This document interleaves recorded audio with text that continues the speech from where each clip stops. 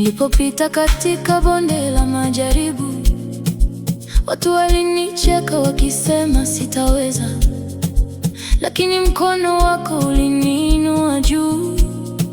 Leo ninasimama kwa neema yako. Ulifungua njia zisizoonekana, ukanisitiri wakati wa dhoruba. Nikiangalia nyuma naona wema wako, ndio maana leo nakuimbia. Mungu wangu, umenitendea yaliyo mengi, nikikumbuka yote moyo wangu watetemeka.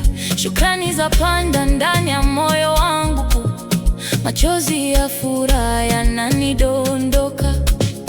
Napanda mlima kukushukuru wewe, nainua mikono kusema wewe ni Mungu, mfalme mkuu, muumbaji wa mbingu na nchi.